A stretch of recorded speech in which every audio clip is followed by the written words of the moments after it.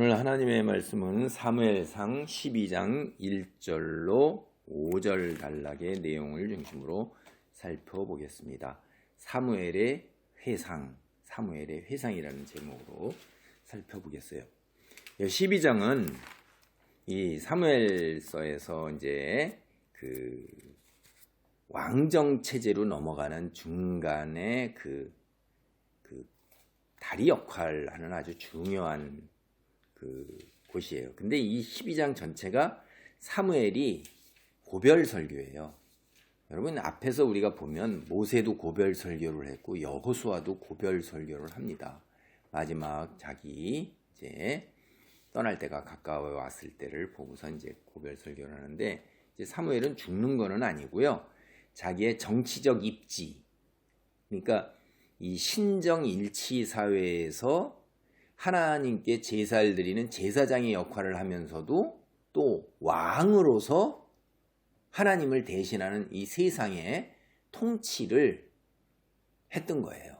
그러니까 사사나 선지자들이, 이 제사장들이 하나님께 물으러 나오잖아요. 사람들이 무엇이 옳고 그르냐, 그럴 때 판결을 해줬잖아요. 이 판결한 대로 따르는 거예요. 그리고 그들에게 권하는 이야기대로 그들이 따르고 순종하는 것입니다. 그것이 뭐예요? 왕이에요, 왕.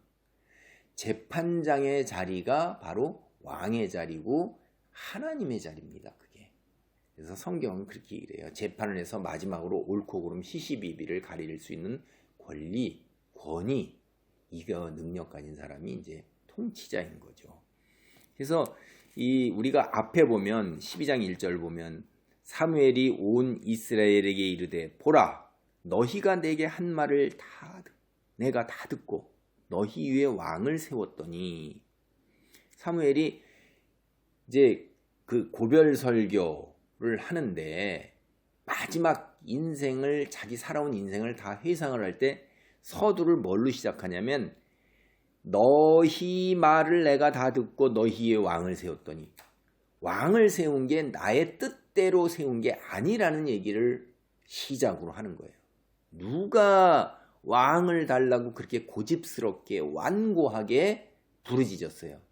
사무엘이 너희가 왕을 원하는 것은 하나님을 배역하는 거고 하나님의 뜻에 어긋나는 거라고 그래서는 상당히 못마땅해 했고, 하나님께 아뢰었을 때 하나님께서도 사무엘, 너를 버리는 게 아니라 나를 버리는 거다, 그렇게 말하면서 마지못해서 그래, 너희 이스라엘 백성 너희 뜻대로 해보아라, 이렇게 하고선 허용하시는 거지, 그걸 허락한 게 아니에요.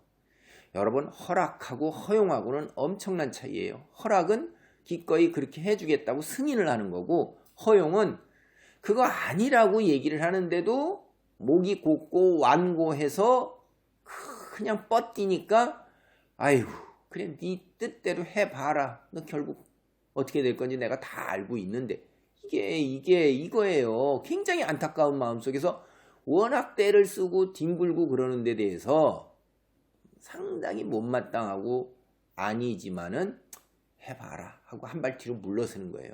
결국 안 되고 하나님께 다시 돌아올 거 뻔한 거거든요. 우리 부모가 자식을 키워봐도 그러잖아요. 뒹굴뒹굴 때를 쓰고 막 심할 때 사실 자식을 이기는 부모가 없어요. 근데 그게 우리 인간의 악한 본성이에요. 내가 다 살아봤으니까 부모는 저렇게 가면 저게 멸망이고 파멸이고 고생길이 훤하다는 걸 아는데도 아직 안 살아본, 자기가 참신하고 굉장히 독특한 것 같이, 자기가 굉장히 뛰어난 것, 탁월한 것 같은데 살아보니까 부모하고 다를 바 없는 거고, 이게 수천 년 인간 역사 똑같은 거예요.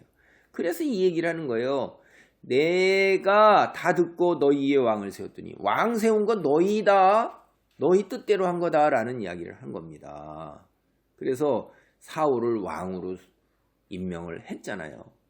사울을 왕으로 임명을 했는데 10장 27절 보면 어떤 불량배는 이르되 이 사람이 어떻게 우리를 구원하겠느냐 하고 멸시하며, 이게 되게 웃기는 일이에요. 인간이 이렇다고요. 지들이 원하는 대로 다 했는데 자기 뜻대로 안 되면 원하는 대로 다 가도, 그러면서 지들이 원하는 걸 다 했는데도 뭔가 자기 마음대로 할 것 같아 않으면 흡족하지 않으니까 에이 없었던 일이다 씨 죄송합니다. 그렇게 하면서 멸시한다는 거야. 이게 기가 막힌 거죠. 아니 그렇게 목을 세워가지고 고집스럽게 했는데 그런데 사울이 그냥 잠잠하게 돌아가가지고선 그대로 농사 짓는 대로 그냥 돌아가서 조용히 있는 거란 말이에요. 사울이 왕으로 취임을 안 한 거예요. 그런데 하나님께서 이제 우리가 한 달 후에 이제 암몬 사람 나하스가 쳐들어왔다 이 말이에요. 암몬 족속의 군주인 나하스, 뱀이라고 그랬죠. 제가 그 뜻이. 근데 이거는 이미 벌써 앞에서 이스라엘을 쳐가지고서 암몬 사람들이 조직적으로 계속해서 이스라엘 사람을 제거하는 거예요. 멸종시키는 거예요. 인종 청소하는 겁니다. 이게. 그렇게 해서 해오는 중에 이제 조직적으로 벌써 길르앗 야베스로 이스라엘 사람들이 도망왔단 말이에요. 전쟁에 패해서 한쪽 눈을 오른쪽 눈을 다 뽑히고 막 이러니까 나머지 패해서 살아남은 사람들이 도망와 있을 때 암몬 사람 나하스가 마지막으로 이 길르앗 야베스에 쳐들어오니까 길르앗 야베스 구원하기 위해서 사울이 온 이스라엘에 전령을 보냈을 때 여호와의 영에 감동되었고 여호와의 영이 온 이스라엘에 임해서 두려움이 온 이스라엘 백성에 임해서 33만 명이 나온 걸로 오늘 성경 개역 개정에서는 이야기를 하죠. 그래서 그 전쟁에서 이겼어요. 이기고 나니까 그 다음에 이스라엘 사람이 거기서 크게 기뻐하면서 환호하고 열광하면서 이제 어떻게 되겠어요? 사울이 왕으로 드디어 취임을 한 겁니다. 올라선 겁니다. 이제 왕정 제도가 시작이 되는데 그때 12장의 고별 설교를 하는 겁니다. 내가 너희의 왕을 세운 게 아니라 너희 말을 듣고 나는 상당히 아니다 이 말이에요. 못마땅하고 막 이랬는데도 하나님께서 이렇게 말씀하시니까 사울이 순종하고 사무엘이 순종하고 따른 거예요. 사무엘은 이게 굉장히 못마땅했습니다. 본문을 보면 성경을 보면. 그러니까 너희가 원한 대로 너희가 된 거다. 이 암시가 뭔지 아시죠? 뒤 결과가 어떻게 될지 사무엘은 다 보고 있다 이 말이에요. 그래서 너희 말을 내가 다 듣고 너희의 왕을 세웠느니 2절입니다. 이제 왕이 너희 앞에 출입하느니라. 보라 나는 늙어 머리가 휘어졌고 내 아들들도 너희와 함께 있느니라. 내가 어려서부터 오늘까지 너희 앞에 출입하였거니와. 출입하다는 말이 여기서 무슨 말인지 금방 이해가시죠?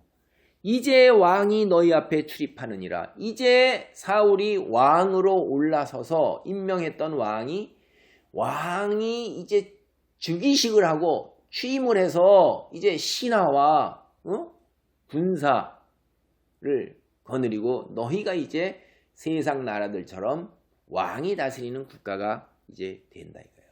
왕이 들락날락하는 게 왕이 존재하는 거잖아요. 그렇죠? 출입한다는 게 그 사람들 눈으로 다 보이잖아요.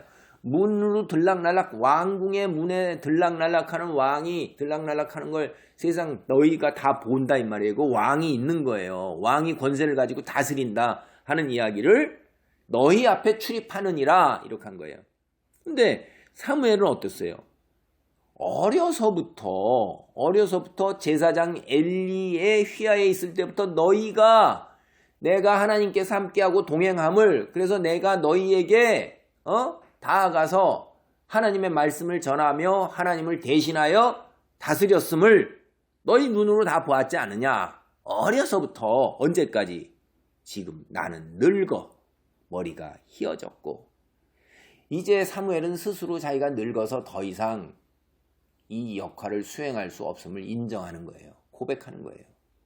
그 하나가 머리가 늙었다 이거예요. 늙어서 머리가 휘어졌다는 거예요. 그리고 내 아들들도 너희와 함께 있느니라.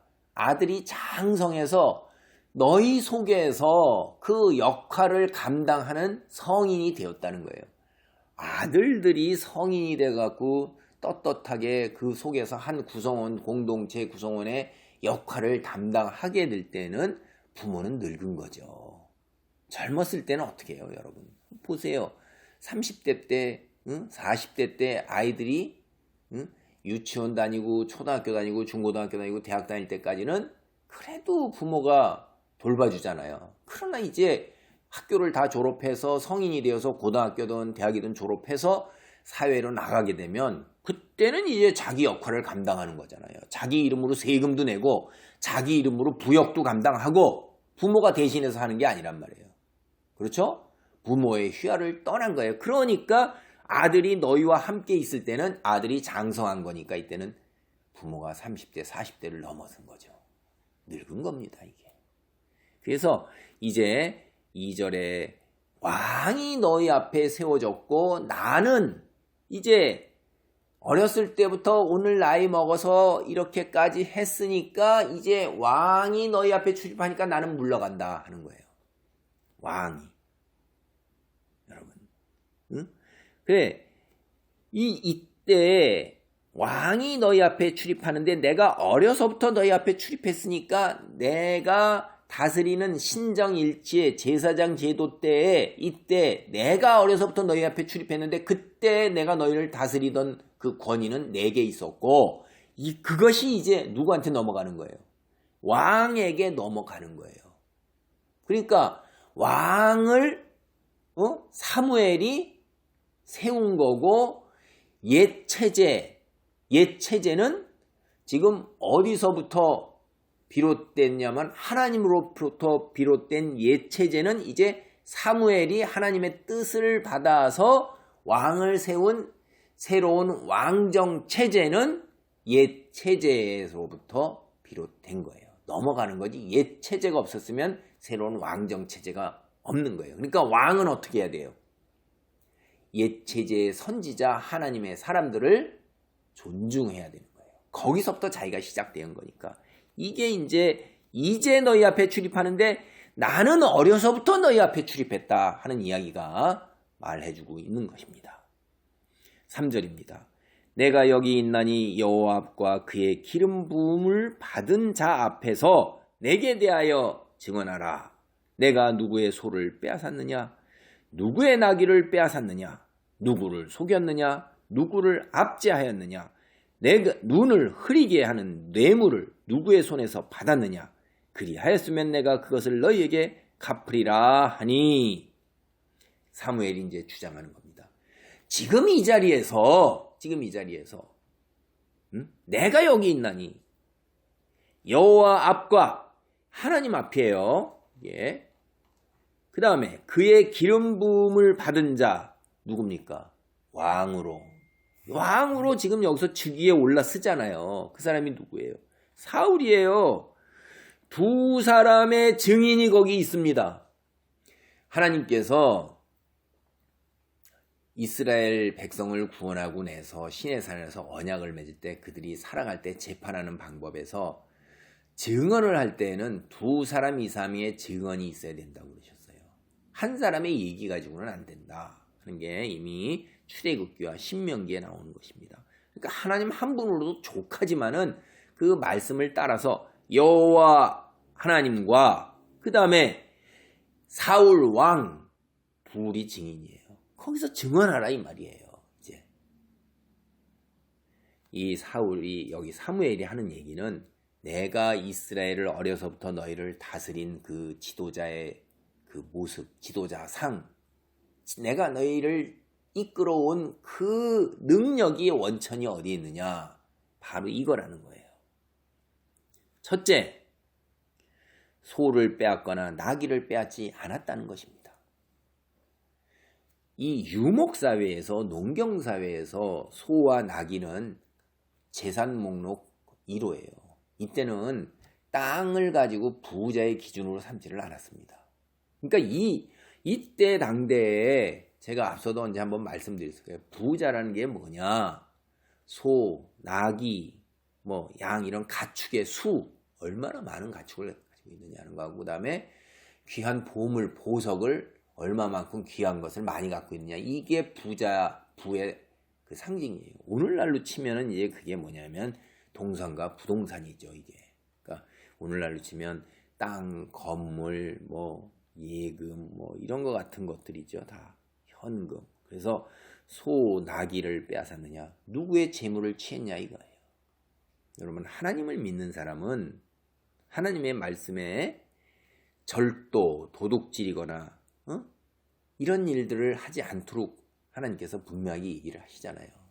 위에 마지막 재판장 앞에 섰을 때, 하나님 앞에 섰을 때 누구의 것을 힘으로 빼앗는다는 것은 그거는 하나님께서 갈취한 거고 강제로 취한 것이니까 심판을 하실 거라 이 말이에요. 근데 지금에서는 지가 힘이 있으니까 자기 기준으로 지가 올라서 가지고선 자기가 권세를 부리는 거예요. 그래서 예나 지금이나 사실은 이런 일들은 많습니다. 근데 예전에는 공공연하게 행해져도 왕이나 귀족 같은 사람에게 대들 수가 없어요. 생명을 빼앗기잖아요. 뒤에 가서 우리가 여기 보면 나합의 포도원 빼앗는 거 보세요. 참 기가 막힌 거예요.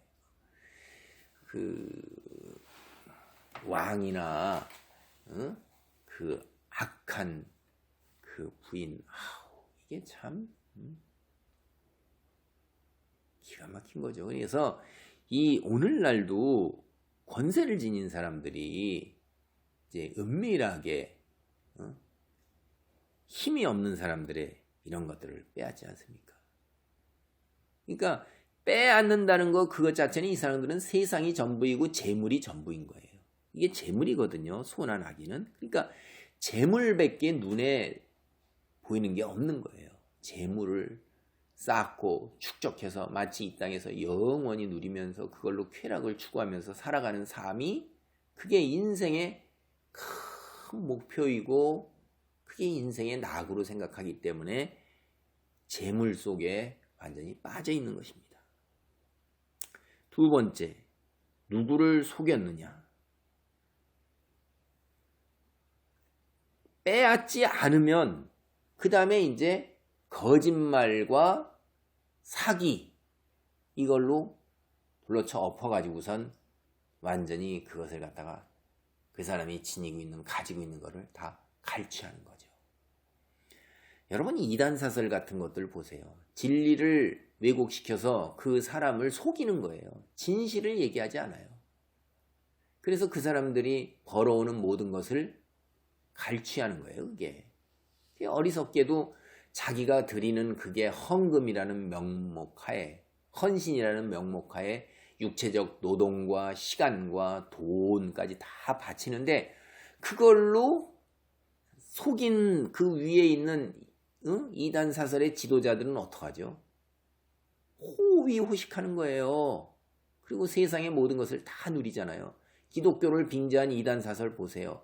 오늘날 막 이렇게 드러나는 거 보면 드디어 따르는 이런 까지 그루밍 해가지고선 성폭력까지도 나아가는 일들. 그게 사역자라고 그러는 인간들이 그런 모습을 해가지고선 그렇게까지 하니고선 이 세상 법정에서 드러났고 언론지상에서 서고 이 세상 사람 이단 사설임에도 불구하고 기독교가 욕을 먹는 일들이 오늘 이상하게 요새 참 많아요. 이런저런 지도자들, 그냥 이단 사설의 지도자들. 이게 속이는 거예요. 대표적으로. 그것만 그러세요? 다른 것들도 권력 있는 자들이 미약한 자들을 갖다가 어리석은 자들을 속여가지고선 온갖 펀드니 뭐 온갖 모양새로 다 해갖고 큰 이익을 줄 것처럼 해가지고선 그냥 속여가지고선 그냥 돈을 몰고 무슨 저축은행 같은 것도 그렇고 이자 주고 뭐 그러니까 조금 높게 주니까 그냥 돈을 갖다가 그냥 지역 상인들하고 힘써서 하다가 어느 순간에 어떻게 해요? 꽝 하고 넘어가고서 돈도 못 찾잖아요. 이게 속이는 거예요.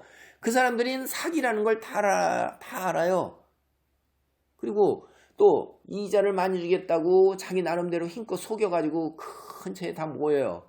그러면 남의 거 받은 걸 가지고 돌려막기를 해가면서 그걸로 A에서 받아서 B, C, D에 이자를 주고 그 다음에 이렇게 새로 들어오는 사람으로 해서 오래된 사람의 이자를 자꾸 주고 원금을 가지고 빼돌리고 쓰고 이자만 주고 있으면 되니까. 이게 미국에서 시작된 사기수법입니다. 그게 우리나라에도 들어와서 그렇게 하는데 여전히 그런 것들이 횡행하고 있어요. 이게 다 속이는 자예요. 그게 다 돈이죠. 그렇죠. 그리고 육체적 쾌락이잖아요. 혼인빙자, 간음 다 이런 것들이. 그러니까 이 사람들이 하나님이 계시다는 걸 알면 나중에 그 끔찍한 형벌 생각해서 못할 거예요. 세상에 꽂혀 있는 거예요. 세상 사람들이 이렇게 하는 것입니다. 그 다음에 누구를 압제하였느냐? 자기가 가진 힘과 권력으로 올라서서 사람들을 압박하고 통제한다 이 말이에요. 자기 뜻대로 다스리는 거예요. 원하는 대로. 그게 권력지닌 자들이 그렇게 하잖아요. 권력지닌 자들이 사람들에게 두려움을 느끼게 하고 신체적 구속을 통해 가지고선 자기 원하는 대로 뜻대로 다 뭐예요? 그 사람의 재산을 갈취하거나 그 사람들이 순순히 자기 뜻대로 따르는 노예적인 모습을 보이면서 굴종하는 모습을 보이면서 순종하는 모습을 보이면서 살도록 하는 거예요. 자기에게 도전하지 못하도록 하는 거예요. 합리적이고 공정하고 공평하고 정의로운 것은 다 필요가 없는 거예요. 내가 왕이고 내가 곧 신이에요. 내 뜻대로 내 성질대로 내 기분대로 내 의지대로 다 내 발밑에 무릎 꿇고 살아가기를 원하는 겁니다. 천하 만국 위에 올라서서 자기가 홀로 서 있는 그런 게 바로 압제하는 거란 말이에요. 압제가 뭐예요? 다 본질이 자기가 신처럼 군림하기를 원하는 거죠. 모든 사람의 물개박수를 받으면서 그 밑에 있는 사람들을 다 자기 원하는 대로 조종하는 거고 그들은 그저 굴종과 순종, 맹종의 그게 미덕이라 이거예요. 사고하고 판단해서 동등함을 자유와 평등을 외치지 못하는 거예요. 그리고 하나님을 외면하는 것입니다. 인간을 신으로 받들게 되고 인간에게 굴종하고 권력을 지닌 자를 따라가는 것이 하나님의 뜻이 아닌데 하나님을 외면하고 배반하고 등지고 세상을 쫓아가는 거죠. 이 세상에서의 삶이 전부인 것입니다. 그 다음에 네 번째입니다. 내 눈을 흐리게 하는 뇌물을 누구의 손에서 받았느냐. 뇌물이라는 게 뭐예요? 왜 갖다 줘요? 사람들이 바보가 아니죠. 뇌물을 갖다 주는 것은 그만한 뇌물을 주면 그보다 더 큰 이익이 자기에게 저 사람이 해줄 수 있는 거예요. 재판을 하는 데서 내가 이기게 해주고 행정으로 권력진 자가 그렇게 해서 하게 해주고 내가 잘못을 했더라도 내가 구속당하지 않도록 경찰이나 검찰이 힘지닌 사람이 그것을 늦추고 계속해서 집행을 아니하도록 한다 손치더라도 살짝 거쳐가서 면제를 받도록 이렇게 하기 위해서 다 뇌물을 쓰는 거지요. 옛날이나 지금이나 똑같은 거예요. 가다 큰 뇌물을 갖다 주면 사람들이 눈이 휙 돌아가지고서 그 뇌물로 그게 자기의 재물이 늘어나고 자기의 권세가 늘어나고 자기의 위험이 높아지면서 대대손손 물려 내려갈 것 같은 그런 거를 구축한다고 자기 왕국을 구축한다고 보는 거예요. 이 돈이. 그러니까 이걸 받으면서 판결을 구부러지게 하고 행정을 구부러지게 하고 집행을 구부러지게 하는 겁니다. 근데 내가 그렇게 한 것이 결국 하나님 앞에 섰을 때 다 네 발목을 잡아 지옥으로 이끌어내려는 증거가 되는 거죠. 한마디로 사무엘의 지도력은 청렴결백이에요. 청렴결백으로 하나님 앞에 깨끗하다 이 말이에요. 내가 그렇게 너에게 해하지 않느냐 하는 거예요. 그러면 세상의 지도자와 부패한 지도자의 모습은 거꾸로 이런 거예요. 재물을 빼앗고, 그렇죠. 압제하고, 거짓말 속이고, 그 다음에 뇌물 받고, 이런 것들이 다 제대로 되지 못한 지도자라 이거예요. 여러분 사무엘의 이런 모습에 오늘 나 자신을 비춰보면 돼요. 내가 교회 공동체 안에서나 혹은 세상 속에 생활을 해나가는데 그리스도인으로서 핏된 자녀로서 우뚝 서야 되는데 내가 이렇게 다른 사람을 속이거나 다른 사람을 은근히 압박하거나 혹은 뇌물을 받았거나 남의 것을 빼앗은 일이 없어야 되는 것입니다. 이런 것에 하나라도 저촉되면 이것은 자신은 하나님 앞에 바로 설 수가 없는 거예요. 세상 속에 꽂힌 거예요. 지금의 삶을 더 우선시한 겁니다. 근데 제가 기독교인은 분명하게 이런 관점을 가져야 돼요. 성경은 뭐라고 그러냐면 신약성경 뒤에 갔을 때 다 요한, 베드로, 바울과 같은 사도들은 세상을 지나가는 나그네로 봤어요. 나그네는 이 땅에다가 집을 마련하고 가구를 마련해서 그런 것들을 애쓰지 않습니다.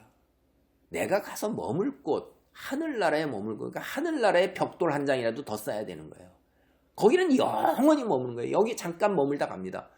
사무엘이 나는 늙어 머리가 휘어졌거니와 여러분이 지금 청춘이요 청청한다 손치더라도 고등학교 때 내가 배웠을 때 나도 와서 닿지도 않았지만 흐르는 물과 같고 쏜 화살과 같다 세월이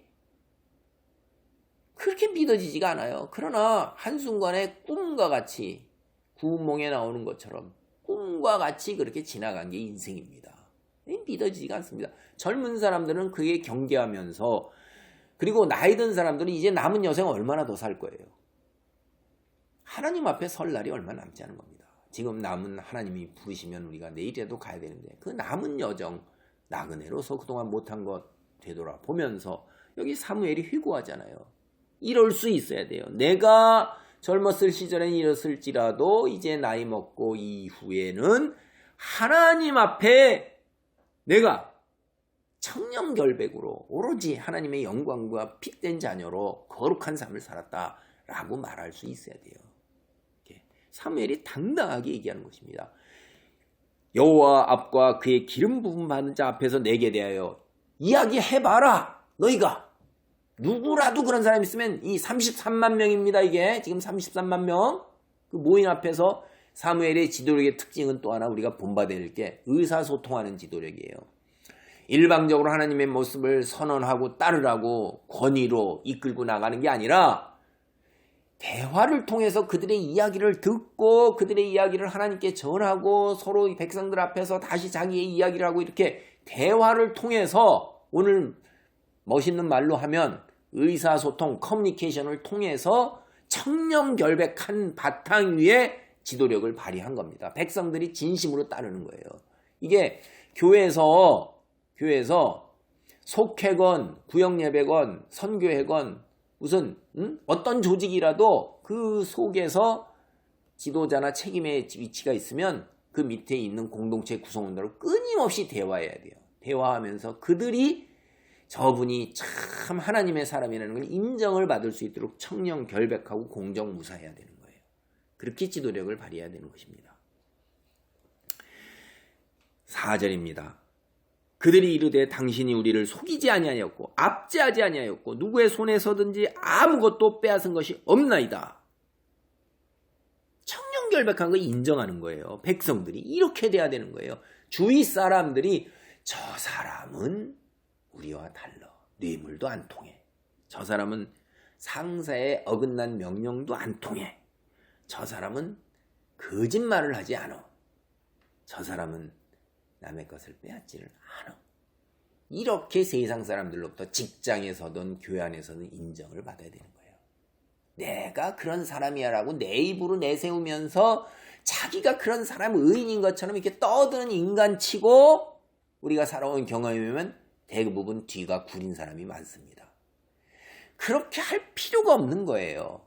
아니, 자기가 당당하면 그런 이야기를 자기 입으로 선전하면서 나발불면서 떠돌아다닐 필요가 없잖아요.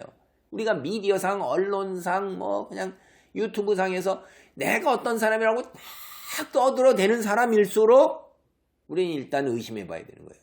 제가 그리스도인이 너무 순진하다고 그랬죠. 무조건 그리스도인이요, 또 이렇게 하면 그냥 믿고 들어가는 것. 근데 여러분이 바보인 거예요.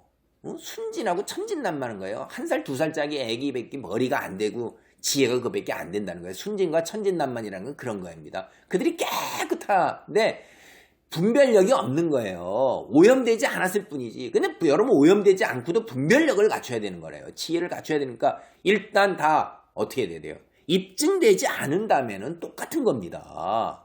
여러분이 입증될 때까지 믿고 따르고 무조건 가는 게, 기독교인 참 바보들이에요. 그래서 세상 사람들이 사기치고 거짓으로 다가와가지고선 갈취하고 이러는 게 너무나도 쉬운 거예요. 바보니까 이거 자기 스스로가 분별력과 지혜가 없어서 그런 거예요.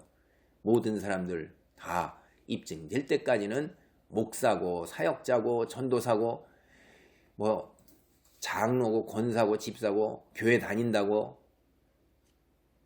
가라지가 많습니다. 그리고 구약성경 내내를 보면 여러분, 사역자들 중에 거짓된 자들이 훨씬 더 많아요. 비교도 할 수 없이 많습니다. 여러분이 분별력을 가지고 제대로 잘 보셔야 돼요.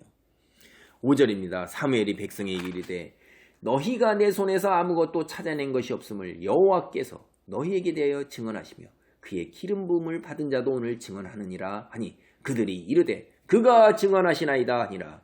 여보세요. 사무엘이 다시 확실하게 하는 거죠. 다시 이야기하잖아요. 그래, 너희 말대로 내 손에서 아무것도 너희가 찾아내지 못했지 않느냐. 내가 그렇게 청렴결백하지 아니한 그런 부정한 일, 부당한 일 행하는 것이 없음을 너희가 말하지 못하지 않느냐. 그걸 이제 여호와께서도 나를 인정하신다. 그 다음에 여기 사울왕도 인정한다. 자, 어떠냐? 이 증언을 받아들일래? 그러니까 백성들이 그가 증언하시나이다. 맞습니다. 옳소이다. 당신은 그리하셨나이다. 야, 이 얼마나 멋지고 훌륭하고 장엄하고 감격에 넘치는 모습입니까? 우리를 인도하시는 공동체 교회 목사님이 이제 고별 설교를 하시면서 제가 여러분하고 사역을 하면서 이리 했나이다. 혹시 제게 마음의 상처를 받으시고 제가 혹시 물질적으로 손해를 끼쳤고 제가 혹시 잘못해가지고선 여러분 고통 속에 빠지게 한 일이 있으면 말씀하시기 바랍니다. 그랬더니 이 말이야, 옆에 있는 사역자들, 제일 가까운 사역자들이 목사님은 그런 일이 없나이다. 이렇게 얘기하는 거예요. 장로들이 목사님이 그런 일이 없나이다. 그러니까 사역자들과 장로들이 다 그러니까 목사님이 여러분 제 곁에서 저를 가장 잘하는 사역자들과 장로들이 내게 그런 일이 없습니다. 그러니까 여러분 어떻습니까? 이 말씀대로 제가 살아왔으니까 그러니까 온 교인들이 말이에요. 몇천 명이 모이고 수천 명, 수만 명이 모이고 목사님이 그리하시나이다. 이렇게 대답하는 거예요. 이런 사람이 한국교회에 필요한 것입니다. 세상 신문지상에 오르내리면서 모든 기독교인 가슴에 못을 박고 세상 사람들로 기독교를 향하여 손가락질하게 만드는 그런 거짓된 자들로 인해서 하나님의 영광이 가려지면서 오늘 기독교가 굉장히 어려운 상황에 처하게 된 거예요. 우리가 바로 섰으면, 우리가 제대로 섰으면 이런 일이 없었을 터인데 오늘날 대학에서 전도는 꿈도 못 꿔요. 같은 클래스 안에서 교회 다닌다는 것만 알아도 애들이 왕따를 시키고 떼돌려요. 기독교에서 엄청나게 부정적이에요. 부정적인 정도를 넘어서 아주 그냥 증오심을 표현하는데 이게 다 우리의 잘못입니다. 내가 잘못 써서 내가 빛으로 서지 못하고 소금으로 서지 못했기 때문에 나의 모습을 보고 사람들이 저 사람은 이게 우리 60년대, 70년대, 80년대 초까지만 해도 교회에 다니는 목사님에 대한 세상 사람들의 인식이 크무리한 달르다는 것이었고 장모님이라고 그러면 세상 사람들도 인정을 했었고 교회 다닌다고 하면 정직하다고 성실하다고 인정을 했었는데 오늘날엔 그게 아니잖아요. 이게 세월이 흐르는 동안에 바뀐 겁니다. 다 우리의 탓이요 우리의 책임입니다. 다시 회복과 정결함 속에서 하나님의 사람으로 우뚝 서서 하나님께 영광 돌리며 우리에게 맡겨주신 소명을 감당할 수 있어야 합니다. 오늘 말씀을 정리합니다.